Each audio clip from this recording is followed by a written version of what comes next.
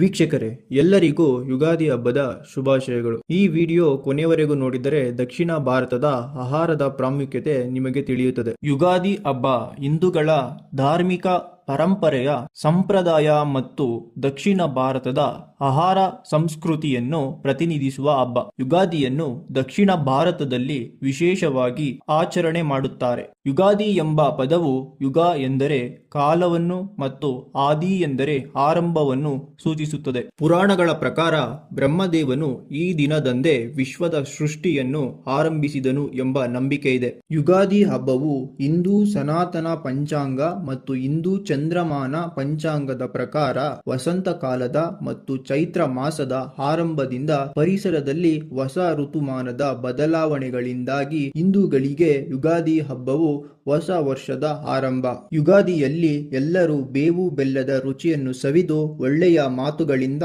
ವರ್ಷವನ್ನು ಆರಂಭಿಸುತ್ತಾರೆ. ಅದೇ ರೀತಿ ಯುಗಾದಿಯನ್ನು ನಮ್ಮ ದಕ್ಷಿಣ ಭಾರತದ ಧಾರ್ಮಿಕ ಸಂಪ್ರದಾಯ ಮತ್ತು ಆಹಾರ ಸಂಸ್ಕೃತಿಯನ್ನು ಪ್ರತಿನಿಧಿಸುವ ಹಬ್ಬವಾಗಿ ಎಲ್ಲರೂ ಆಚರಿಸುತ್ತಾರೆ.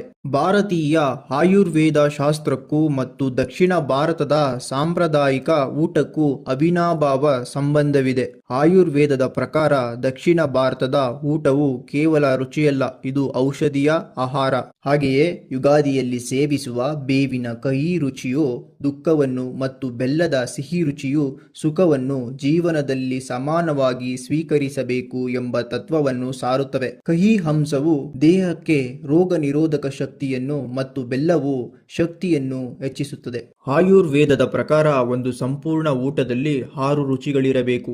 ನಮ್ಮ ದಕ್ಷಿಣ ಭಾರತದ ಊಟದಲ್ಲಿ ಈ 6 ರುಚಿಗಳು ಇರುತ್ತವೆ. ಆದ್ದರಿಂದ ಯುಗಾದಿಯಲ್ಲಿ ದಕ್ಷಿಣ ಭಾರತದ ಸಾಂಪ್ರದಾಯಿಕ ಊಟಕ್ಕೆ ಹೆಚ್ಚು ಪ್ರಾಮುಖ್ಯತೆ ಇದೆ. ನಮ್ಮ ದಕ್ಷಿಣ ಭಾರತದ ಊಟದಲ್ಲಿರುವ 6 ರುಚಿಗಳೆಂದರೆ ಸಿಹಿ, ಕಹಿ, ಉಪ್ಪು, ಖಾರ, ಹುಳಿ, ಒಗರು. ಸಿಹಿ ರುಚಿಗಾಗಿ ಅನ್ನ, ಪಾಯಸ, ಒಬ್ಬಟ್ಟು ಇತ್ಯಾದಿಗಳು ನಮ್ಮ ಊಟದಲ್ಲಿ ಸೇರಿಕೊಂಡಿವೆ. ಕಹಿ ರುಚಿಗಾಗಿ ಅರಿಶಿನ, ಮೆಂತೆ, ಕರಿಬೇವು ನಮ್ಮ ಸಾಂಬಾರಿನಲ್ಲಿ ಸೇರಿಕೊಂಡಿದೆ.